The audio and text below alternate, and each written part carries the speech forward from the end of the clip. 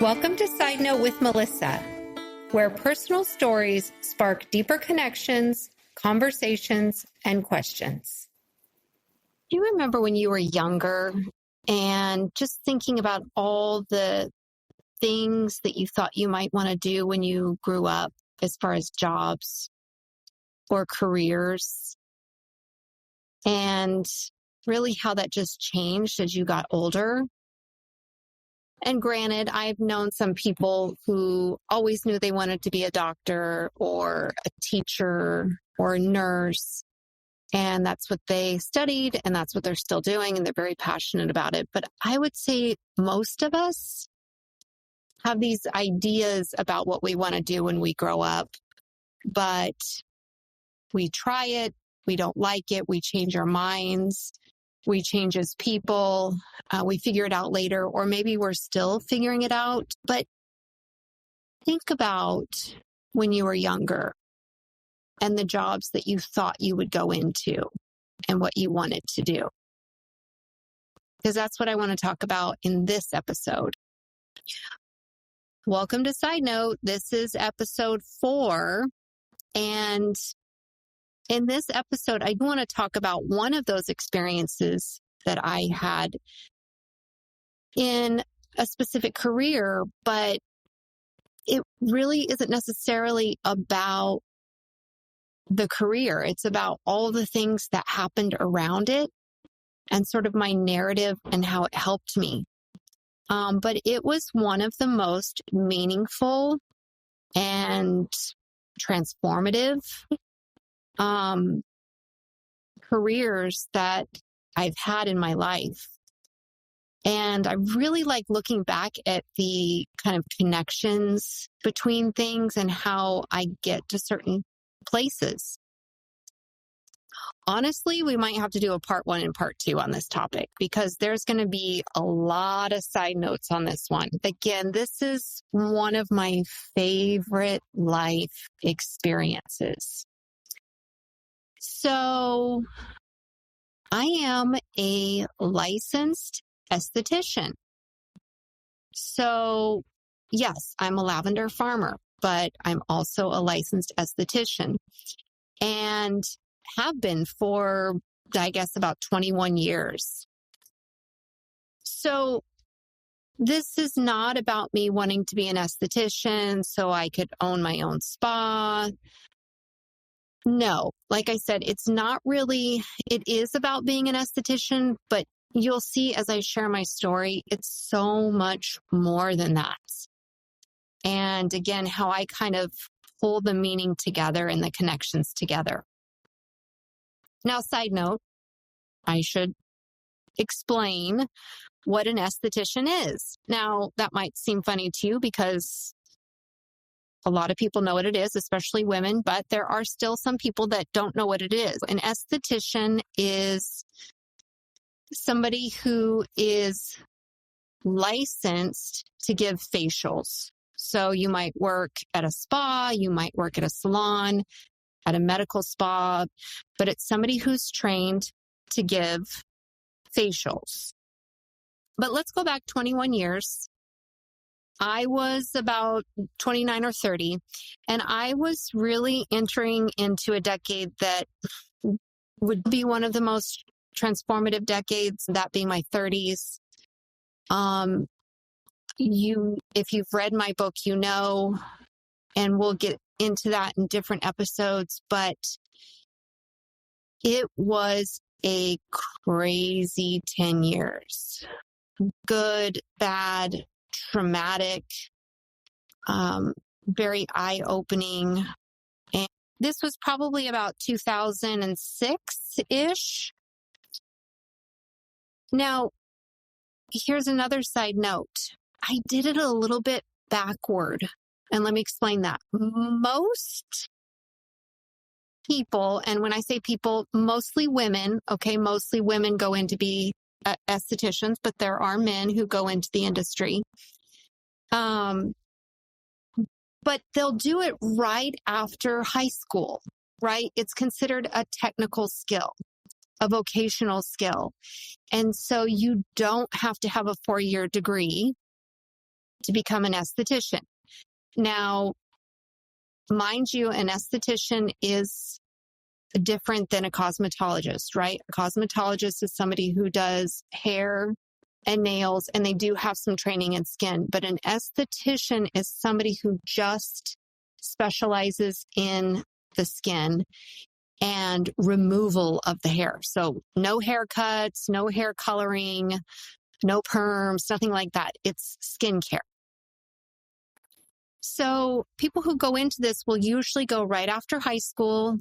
Maybe they're not interested in going to college. They want to get a vocation and they want to start working in a salon or a spa.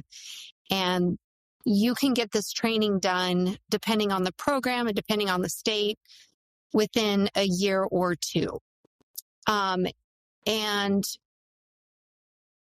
most states require a licensure. So you have to go through the training and then you have to sit for a state license exam. Now, there has been a trend in the last, I'd say 20 years, where a lot of women were going back as second career. So it was later in life. They were non-traditional students going in for esthetician training. So they're not the traditional, 19, 20-year-old younger adult. But I did it backward. Because after high school, I went right to college, a 4-year program. I got my bachelor's degree. And then a few years later, still in my 20s, I went to get my master's degree. I went to grad school. And I'll talk about all of that on another episode because that is a whole other story. But I did undergrad and graduate. And it wasn't until I was finished with those that I had this idea, and I'll tell you why I had this idea, but I had this idea of wanting to become an esthetician. And so I went back to what a lot of people call beauty school, if you want to kind of use an outdated term. But why? Why would I want to do that? I mean, think about this. I had an undergraduate degree in liberal arts with a concentration in psychology. I had a master's degree in higher education counseling and administration.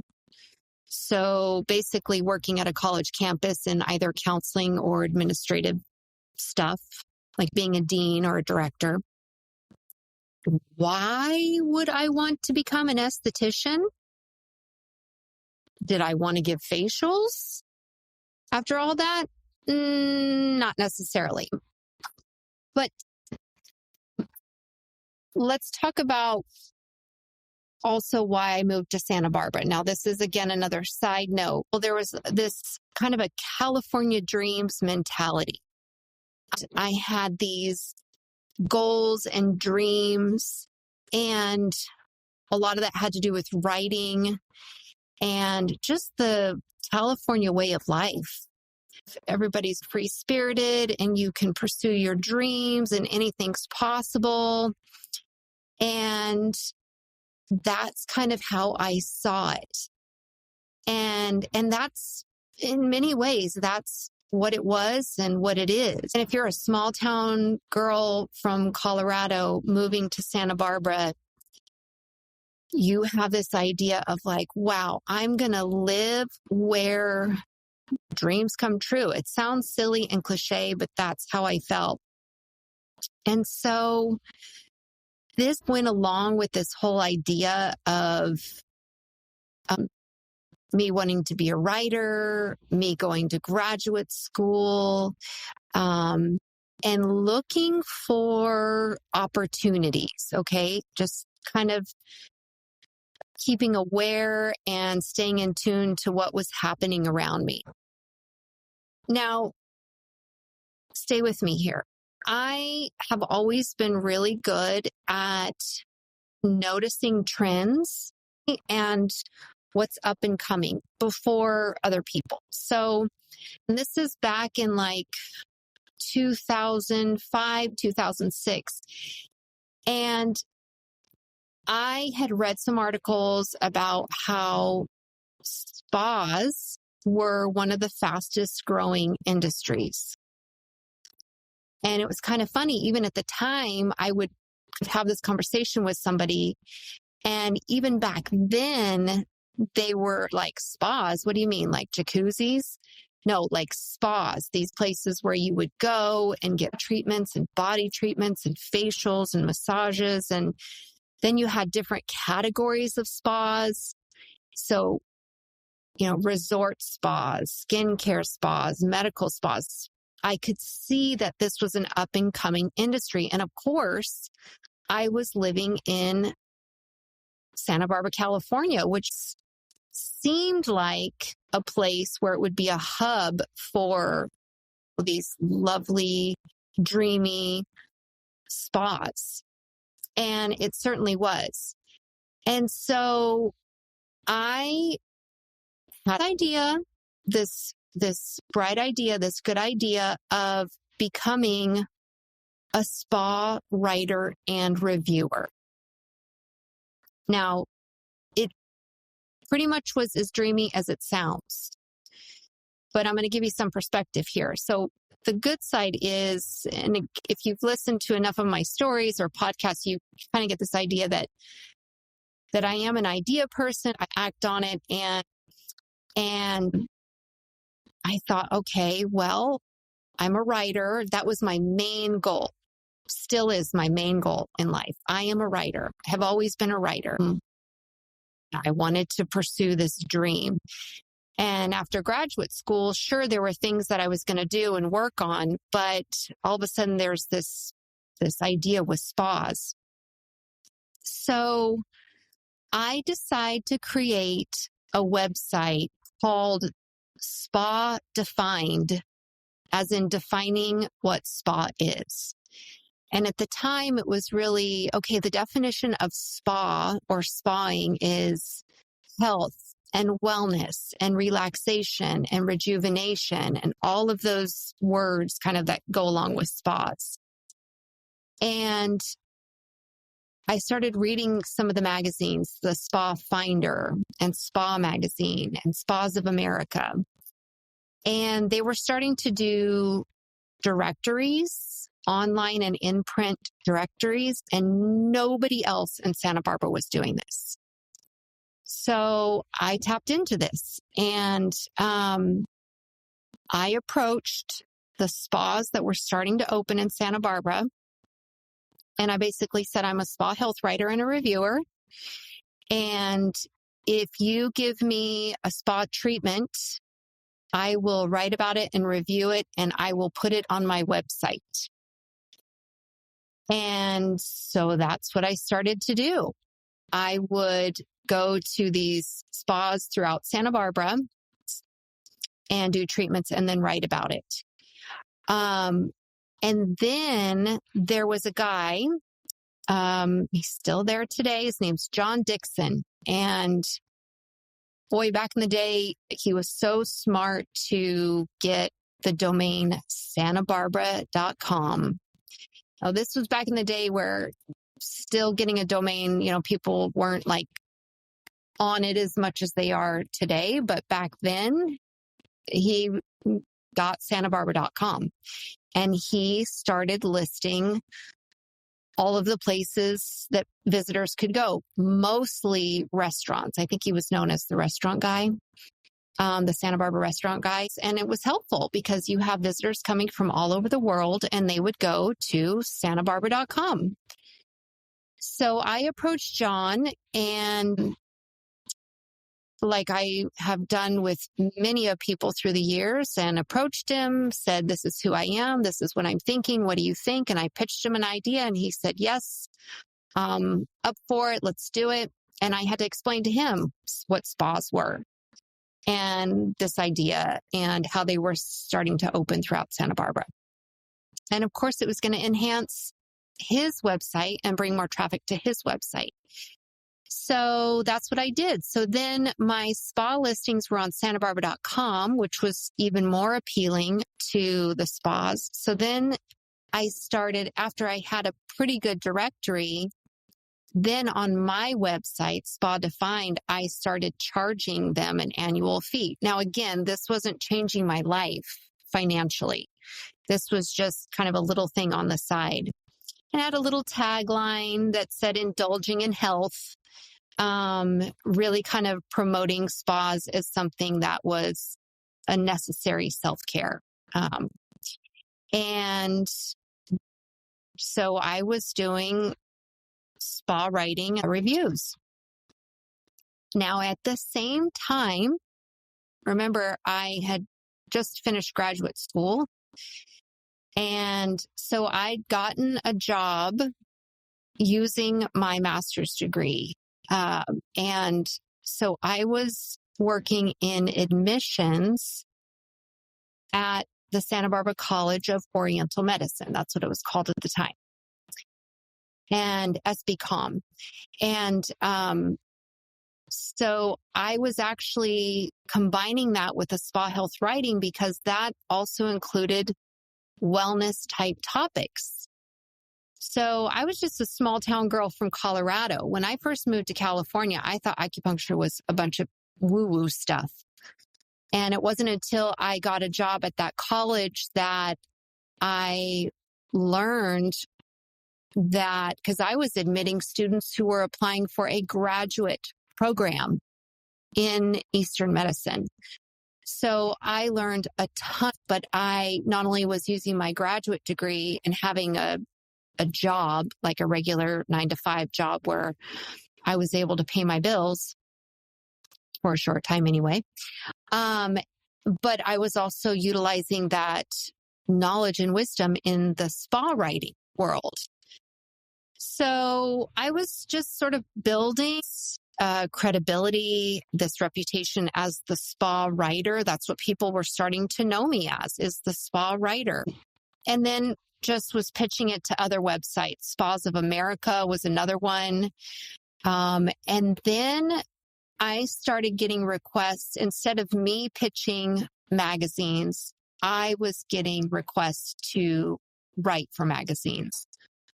But side note, I was not making a lot of money doing this. I mean, it was really fun. And in my early 30s, I was the spa health writer and reviewer, and I was getting free treatments, and I was going to all of these amazing spas in the area.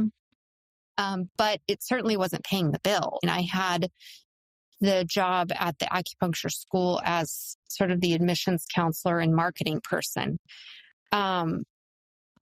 And then I just thought to myself, I really like this, but it is up and coming. And I know there's going to be other people who are going to start being spa health writers and reviewers. And I want to be ahead of the game. So at that point, as a writer, I was writing from a consumer perspective. Now, I was going to the spa, I was getting a treatment, and then I was writing about it. But I thought, now, how can I put myself ahead of the other people that might want to be spa writers? And I thought, you know what? I need to be able to write from a technical perspective. I need to go to aesthetician school.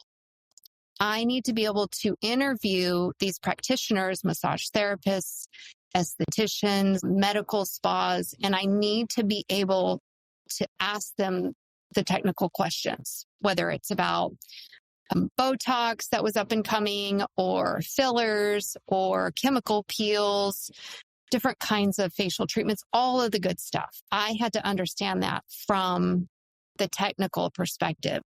That is why I decided to go to esthetician school. I had the day job, and so I had to go at night part-time. I worked during the day, and then I went to school part-time for a year. Now, side note, to become an esthetician in the state of California, it's state governed, so it's different in different states, but you have to go for vocational training, and I think it's anywhere between 800 and 1,200 hours. I can't remember exactly. And you have to get those hours in both practical, like hands-on, and in theory. And then after you get those hours in practical and theory, you have to sit for state boards, the licensure exam. And if you know, whether you're a cosmetologist or a nail person or an esthetician, you know the state boards are this weird thing that you have to prepare for, that is, you can really over prepare, but then you just don't know what to expect until you go through it. It's just like this crazy thing that you have to go through. Just ask anybody who's had to sit for state licensure. It's bizarre. So I sat for, once I had gone through the training, I went for the licensure exams, practical hands-on. We had to do a state board exam on, they're doing it now on doll heads, but back then I had to find a friend to come with me and they had to be my model. And then you also have to take a theory test. And I passed both and I became a licensed esthetician in the state of California. But I have to also say that, I mean, that's the reason I became an esthetician, but you've heard me say in other episodes, options are security. I think for especially us women, options are security. So I was already feeling this kind of undercurrent of jobs coming and going and stability and no stability. And I just thought, I need a backup. Every good woman has a backup plan. I need a backup. And so even though I had a master's degree, I thought, you know what, this esthetician license, I can always get a second job as an esthetician. I can work for a spa, for a salon, for a dermatologist's office. I can open my own practice, whatever it is. It's another skill that I have. And so options are security. And you know what? Also, I was in my early 30s and living in California, and, you know, things were changing as far as quote unquote aging gracefully. And I was like, okay, I want to know how I can take care of my skin. And it was something that was always interesting to me, but it was never anything that we talked about a lot where I grew up. And a side note, I'd mentioned this in another episode about the first time I saw a lavender field, and we didn't see things like that where I grew up. And it wasn't until, maybe I saw it in a magazine or a movie, but it wasn't until I moved to California that I saw it. It's kind of the same thing with spas, right? Like, this isn't, going to a spa and getting a facial is like a special thing to do.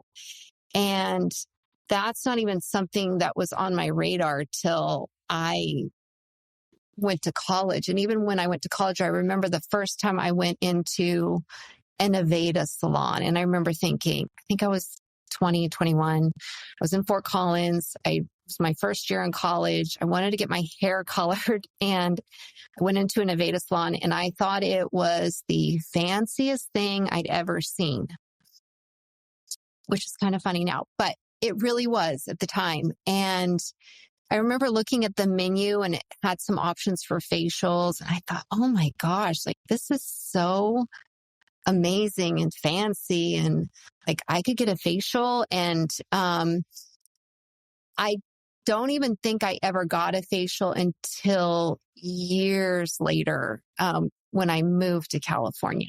But I remember that was the first introduction to something that, you know, that was kind of fancy.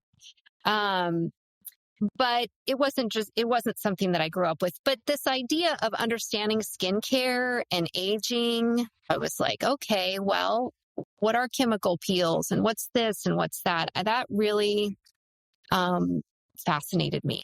And I like learning about new things. So I had just finished graduate school, and that was all theory on higher ed stuff. But now I was doing something more practical and nurturing and helping people and consulting in science. And I really liked that. So I'd gone to esthetician school. I became licensed. And then, wow, I mean, the places that I got to go as a spa health writer and a reviewer. I mean, I went all over California. And again, remember, I'd gone to Santa Barbara because of wanting to pursue my dreams. But I knew, even in my 20s, I knew that Santa Barbara was this place that people thought about. Like, wow, you're from Santa Barbara? Like, people knew about it. So when I pitched ideas to magazines, that was part of the pitch. I'm a spa health writer from Santa Barbara, and it worked. And so I got to review spas that were in the Spa Finder magazine, which is a big deal in the spa world. You know, they were ranked top spas in the United States. So Ojai Valley Inn was one of them. That was practically in our backyard, but I did several reviews with them. Even came to Lake Austin a couple of times, which was dreamy. Went to Arizona, went to Hawaii, just spas all over. And I usually wasn't getting paid. I was just getting free treatments. Once in a while, the magazine would pay me. So it was more of a fun thing, but it was how people saw you. So I would even go to the spas and they would just roll out the red carpet. I would get the best spa treatments. And if it was at a resort spa, that included a sauna, steam room, lounge room, pool time. And most of them, if they were resort spas, then I would be spending the night in hotels that I would never have been able to afford to stay at. So it was really kind of a fun gig. So now I was just looking through some of my old articles as I was prepping for this podcast. If you Google Melissa Broughton or Melissa Malott, which was my married name before I went back to my maiden name. So Melissa Malott, Melissa Broughton, spa writer, you'll see all of these different articles on spas and spa treatment. And it was a fun gig. Then a twist happened. So I was working at the acupuncture school, and I had been there for, I think, only a couple of years. And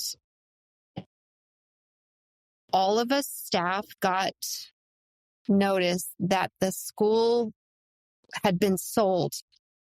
Santa Barbara College of Oriental Medicine, SBCOM, had been sold to PCOM, which was Pacific College of Oriental Medicine in San Diego. And so in my episodes that I talk about all these different career changes and job changes, this was a theme living in California. And so here I was, not too far out of grad school. And I had a job with my master's degree working in a college, and wasn't there very long until we got this notice that the school is being sold. So you can keep your job if you want to move to San Diego. Otherwise, you're going to lose your job. Well, at the time, this was at the time of my life where I was right in the middle of my love affair with Santa Barbara. And ain't nobody going to get me to leave there. That is where I wanted to live for the rest of my life. I didn't care what I had to do as far as how many jobs I need. That's where I wanted to live. And so I wasn't about to move down to San Diego, even though it would have still been California. It still would have been beautiful. Santa Barbara was my dream. And so I lost my job. And so early 30s, I definitely pulled a Melissa. Again, this is a theme throughout my life that has shaped who I am and my stories and everything that you'll hear me talk about. But I would say at that point, a lot of people would say, okay, just lost my job, but I have a master's degree and I also am a licensed aesthetician. So no biggie. I'll find another job. Oh no. At that point, I think I was just still very much in that mentality that I had been in since I'd moved to California, and is a theme pretty much throughout the time I lived there. And that was that, what else do I want to do in my life while I'm young? I was always so aware of time, continue even to this day, so aware of time and that it does not stop. And we have to keep going to achieve. And I was always aware of that. So I just thought, what else do I want to do in this life while I'm young? And I've just lost my job and I probably should be looking for another job. But no, I don't think I'm going to do that. I'm going to take the retirement that I've earned in the last couple of years, which wasn't very much. I think it was a few $1,000s. And instead of saving that and rolling it over to the next job, I decide to take it out and I decide to go to Italy.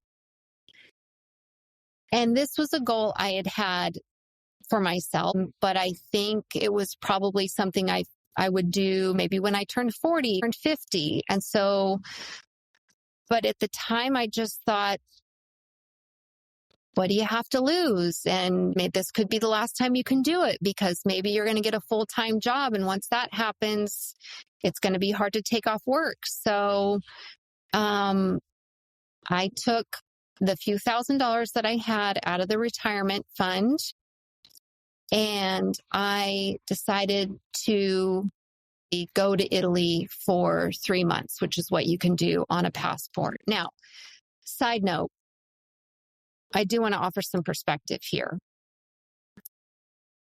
In these moments, I like to say, what else can I do? What other dreams do I have? I want to pursue them, et cetera, et cetera. But I truly didn't have a lot to lose. And that's part of my pep talk to myself often is, what do you have to lose? What's the worst that can happen? And in that moment, it was, well, you don't have a job. And I didn't have a special person that, made me want to stay. I didn't have kids. I didn't have a mortgage. So offering some perspective here, it was easier for me to say I didn't have a lot to lose because I didn't. And that was a good thing for me because it allowed me a lot of freedom. And I went to Italy, and it was kind of funny when I went to Italy, I'd never been out of the country except for Mexico for my honeymoon, but kind of didn't count. But moving to California for me was like at the, my 20s from where I'd grown up was like another country. It truly was. And it was what I wanted and what I needed. And also very much who I am. I'm not really a planner. And so I kind of wing it. For me personally, if I plan too much, it's getting caught up in the details. And if I think too much about the details, I might get nervous and change my mind. So I knew that I needed a place to go right when I got there, and then I would figure it out. So I decided to take language lessons, and I decided to live in Tuscany. But the other thing that I did was, okay, if I'm going to go to Italy, I'm going to visit spas. And so before I left, I did a bunch of research on, the best spas and resorts throughout Italy. And I sent an email to them and I said the magic words. I'm a spa health writer and a reviewer from Santa Barbara, California. And that opened so many doors. And when I got to Italy, I lived there for 3 months. I took Italian lessons and I visited spas. And just that experience in those 3 months is a whole other episode or more. But the point in this episode is that was part of my journey in gaining more experience in spas around the world and treatments in Italy that were so different. And that was important when it came to what was going to come up next. So thank you for listening to part 1 on why I became an esthetician. And be sure to listen to part 2 because as dreamy as it was, being a spa health writer and then traveling to Italy and reviewing spas there, the best part about being an esthetician, I will talk about in part 2. Thank you so much for listening to Side Note with Melissa. If these stories resonated with you, please share this episode with a friend. Don't forget to subscribe on Apple, Spotify, or YouTube, and feel free to leave a comment. You can also follow and connect on my Instagrams, Side Note with Melissa or June Bloom Lavender. And I hope my crazy, convoluted stories made you laugh, smile, and even reflect on your own chapters. This podcast is brought to you by June Bloom Lavender, a lavender speakeasy in the Texas Hill Country. June Bloom specializes in handcrafted lavender gifts and a premium skincare line made with lavender harvested each summer by owner Melissa Broughton, that's me, in Santa Barbara County, California.